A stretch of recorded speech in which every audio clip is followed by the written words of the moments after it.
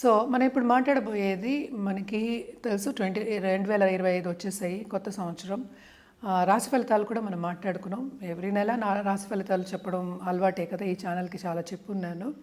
ఇప్పుడు major event 2025లో ఒకటి జరగబోతోంది. అంటే 6 ప్లానెట్స్ మనకి ఒక చోట ఒక హౌస్‌లో ఉండబోతున్నాయి. అంటే ఏ రోజు ఏమిటి అనేది మాట్లాడదాము. ఇది ఎక్కడ జరుగుతోంది అంటే మీనంలో జరుగుతోంది. అది మార్చ్ 30 జరుగుతోంది. ఏమేమి ప్లానెట్స్ ఉన్నాయి అనేది కూడా చూద్దాము. అంటే శని మనకి తెలుసు మార్చ్ 29 మూవ్ అవుతున్నారు. అలాగే ఏంటంటే ఇప్పుడు మార్చ్ 2025 నేను మాట్లాడేది. జూపిటర్ ఏమో ఇంకా మార్చ్లో మనకి వృషభంలోనే ఉన్నారు. అండ్ మార్స్ అంటే ఏంటి కుజుడు ఏంటంటే మనకి తెలుసు స్తంభించిపోయి ఉన్నారు. And also Mithunam and also మనకి ఏంటంటే మన కర్కాటకానికి అంటే నీచపడి కూడా ఉన్నారనమాట. పైకి కిందకి వెళ్తూ ఉన్నారు. సో మిగతా 6 ప్లానెట్స్ అంటే ఏంటంటే ఇప్పుడు మనకి మూన్ని కూడా మనం ఇక్కడ చేర్చుకుంటున్నాము. సో శని ఏమో నేను ఇందాక చెప్పినట్టు కుంభం నుంచి మనకి మీనం మార్చ్ 29 వెళ్తున్నారు. అలాగే ఏంటంటే సన్ ఏంటంటే మార్చ్ 13th మనకి మీనానికి వెళ్తున్నారు అనమాట. అలాగే రాహు మనకి తెలుసు మీనంలోనే ఉన్నారు. అలాగే ఏంటంటే మూన్ కూడా ఈరోజు అందులోనే ఉండబోతున్నారు అనమాట. అలాగే వీనస్ కూడా మనకి తెలుసు ఇప్పుడు మీనంలోకి వస్తున్నారనమాట. Especially March 30th. And also బుధుడు కూడా ఇదే రాశిలో మార్చ్ 30కి ఉంటున్నారు. మనకి తెలుసు చంద్రుడు 2 రోజులకు ఒకసారి మారుతూ ఉంటారు కనుక ఇది ఒక 2 రోజుల వరకే 2 రోజులు 3 రోజుల వరకే 6 కూటమి జరిగిపోతుంది. 6 ప్లానెట్స్ లేకపోతే 5 ప్లానెట్స్ కూటమి అంటే ఒక మంత్ వరకు ఉంటుంది. దీన్ని బట్టి ఏంటంటే మిగతా రాసుల వారికి ఎలా ఉంటుంది, ఏ రాసుల వాళ్ళకి ఎలా ఉంటుందో మనం మాట్లాడబోతున్నాము. ఫస్ట్ ఏంటంటే మనకు చెప్పాల్సింది ఎప్పటికైనా సరే మిశ్రమ ఫలితాలు మనం ఎక్కువ చెప్తూ ఉంటాము. అంటే ఏంటంటే కొన్ని విషయాల్లో బాగుంటాయి, కొన్ని విషయాల్లో బాగుండకపోవచ్చు. అలాగే అన్ని రాసులకి బాగుండాలని లేదు కదా. సో ఏమేమి రాశికి చాలా బాగుందో మనం చూద్దాము. మీనానికి బాగుంటుంది, మేషానికి బాగుంటుంది, అలాగే ఏంటంటే మిథునానికి బాగుంటుంది, అలాగే ధనుర్కి బాగుంది అని చెప్పాలన్నమాట. అండ్ ఆల్సో ఏంటంటే కర్కాటకానికి బాగుంటుంది ఈ కూటమి మూలాన్ని. ఎప్పటికైనా 2 గ్రహాలు కలిసినప్పుడు మనం ఏంటంటే యోగం అని మాట్లాడుతూ ఉంటాం. అది రాజయోగం అవ్వచ్చు, అవయోగం కూడా అవ్వచ్చు అనమాట. సో ఎవరికి ఏ రాశి వాళ్ళకి రాజయోగం ఉంది, ఏ రాశి వాళ్ళకి కొంచెం తక్కువ ఉంది, ఏ రాశి వాళ్ళకి మిశ్రమ ఫలితాలు ఉన్నాయనేది చూద్దాం. ఎప్పటికైనా సరే మనం మాట్లాడేది ఏంటి, పరిహారాలు చేసుకుంటే కొంతవరకు ఏంటంటే కొంచెం ప్రభావం అనేది తగ్గుతుంది కనుక అందరికీ చెప్పేది జనరల్గా రెమెడియల్ మెషర్స్ చేయాలంటే ఎప్పటికైనా మనం చెప్పేది శక్తికి అంటే ఏంటి అంటే మనకి పరాశక్తికి మనం పూజలు చేసుకుంటే కనుక, లేకపోతే నిత్యం పూజలు చేసుకుంటే, లేకపోతే తలుచుకుంటే కనుక కొంతవరకు మనకి నెగిటివిటీ అనేది బ్యాలెన్స్ అవుతుంది. మనకి పాజిటివ్ బ్యాంక్ బ్యాలెన్స్ అనేది గ్రో అవుతుంది అనమాట.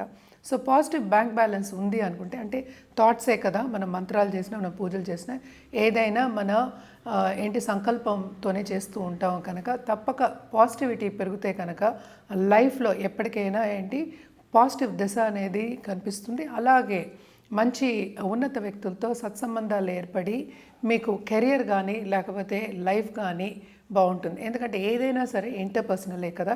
ఇప్పుడు 5 ప్లానెట్స్ 6 ప్లానెట్స్ కూడినప్పుడు అప్పుడే కదా ఒక విషయం ఒకటి జరుగుతుంది. ఏంటంటే ముందుకెళ్ళాలన్నా వెనక్కి వెళ్ళాలన్నా స్తంభించిపోవాలన్నా అప్పుడే జరుగుతుందన్నమాట. To go forward are to walk in the path అని చెప్పచ్చు.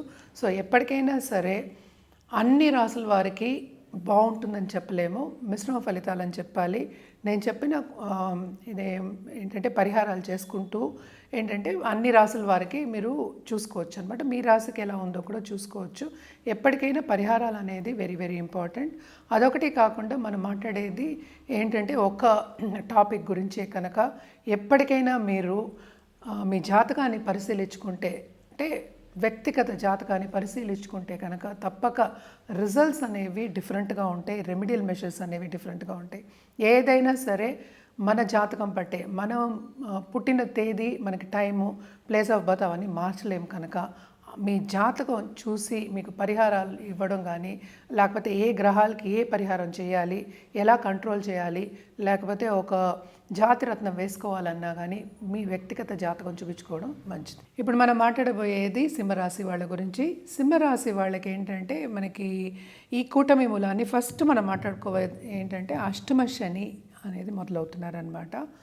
అదొకటి కాకుండా ఈ రాశికి అధిపతి కూడా మనకి 8th పడుతున్నారు.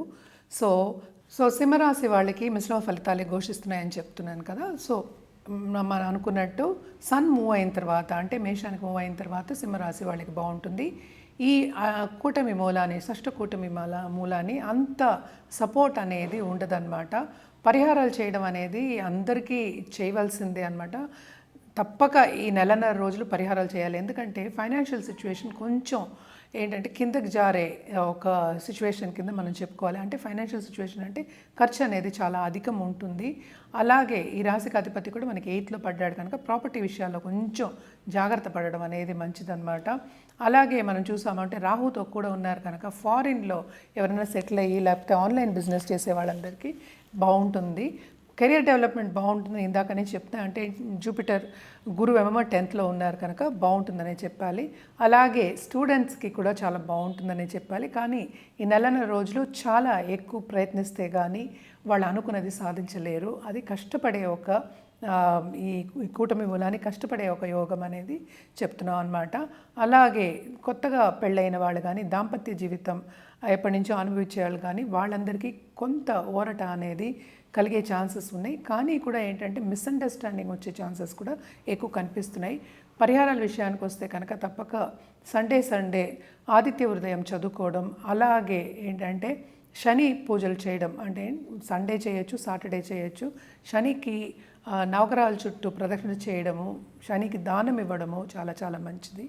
ఇవన్నీ చేసుకుని అంటే ఏంటి ఈ కూటమి మూలాన్ని ఏంటంటే మనం మాట్లాడేది షార్ట్ టర్మే కదా, అంటే 1.5 months 45 to 50 days అనుకుందాము. ఈ నెల కూడా మీకు బాగా గడుస్తుంది. ఈ పరిహారాలని చేసుకుంటే చాలా బెటర్గా ఉంటుంది. మీకు చిన్న అసంతృప్తి అనేది మిగులుతుందన్నమాట. ఫుడ్ బిజినెస్లో ఉన్న వాళ్ళకి మాత్రం చాలా బాగుంటుంది. అలాగే ఎనీ మెటల్ బిజినెస్లో ఉన్న వాళ్ళందరికీ చాలా బాగుంటుంది ఈ కూటమి మూలాననే చెప్పుకోవాలి. అండ్ ఆల్సో ఇంట్లోంచి ఏదైనా స్టార్ట్ చేయాలి అనుకున్న వాళ్ళందరికీ ఇది మంచి తరుణం అవుతుంది. ఎందుకంటే ప్లానింగ్ టైం అని మనం షార్ట్ టర్మే మాట్లాడుకుంటున్నాం. ఎందుకంటే 6 planets కూడింది March 30th తర్వాత అంటే మూన్ కూడా ఏంటంటే మనకి మేషానికి వెళ్ళిపోతున్నారన్నమాట ఒక రోజులో. సో దాని తర్వాత 5 planets కూటమి జరుగుతుంది. కానీ 7th శని అనే అతను బాగా పనిచేయిస్తారు, బాధ్యతలు ఎక్కువ అవుతాయి. సో కొంతవరకు హెల్త్ మీద ధ్యాస పెట్టాలి. యాంగ్జైటీ లెవెల్స్ అనేవి పెరిగే ఛాన్సెస్ ఎక్కువ ఉన్నాయి కనుక హెల్త్ మీద ధ్యాస పెడితే ఇంకా మంచిది. పరిహారాల విషయానికి వస్తే కనుక తప్పక మనం గణపతికి నిత్యం పూజ చేయడం మంచిది. ఎప్పటికీ చెప్తూ ఉంటాను. కేతు కూడానే ఉన్నారు కనుక మేలో మళ్ళీ మూవ్ అయిపోతున్నారు మనకి సింహానికి. కానీ కూడాను ఈ కూటమి మూలాన్ని కొన్ని ఇబ్బందులు, శారీరక ఇబ్బందులు, అలాగే మెంటల్ ప్రెషర్స్, యాంగ్జైటీస్ ఉండే ఛాన్సెస్ ఉన్నాయి, ఎస్పెషలీ వీళ్ళ కన్యా రాశి వాళ్ళకి. సో ఇవన్నీ ఉన్నాయి కనుక పరిహారాల విషయానికి వస్తే గణపతి పూజ నిత్యం చేయాలి. ఎందుకంటే అడ్డంగాలు రాకుండా చేయవలసిందే. అండ్ ఆల్సో మనం ఎప్పటికైనా చెప్పేది ఏంటంటే శని కాళ్ళు పట్టుకోవాలన్నమాట. సో శని కాళ్ళు పట్టుకోవాలంటే ఏమీ అడ్డంగాలు రాకుండా ఉండాలంటే ఇవి 2 మోస్ట్ ఇంపార్టెంట్. ఎందుకంటే ఫైనాన్షియల్ సిచ్యువేషన్ దాని మీదే ఆధారపడి ఉంది, బిజినెస్ కూడా దాని మీదే ఆధారపడి ఉంది కనుక తప్పక శని కాళ్ళు పట్టుకోవడం మంచిది. అంటే ఏం చేయాలి అంటే తప్పక శనిదానం చేయడం, శనివారం నల్ల నువ్వులు, ఒక నల్ల మేకు, నల్ల గొడుగు. అండ్ ఆల్సో ఏంటంటే ఈ కాలం చలికాలం కనుక తప్పక ఒక రగ్గు ఇవ్వడం కానీ లేకపోతే చెప్పులు ఇవ్వడం కానీ, వృద్ధులకు ఇవ్వడం ఇంకా మంచిది. ఎవరికైనా ఇవ్వచ్చు మీరు. తప్పక ఇవన్నీ చేసుకుంటే ఇంకా బాగుంటుంది.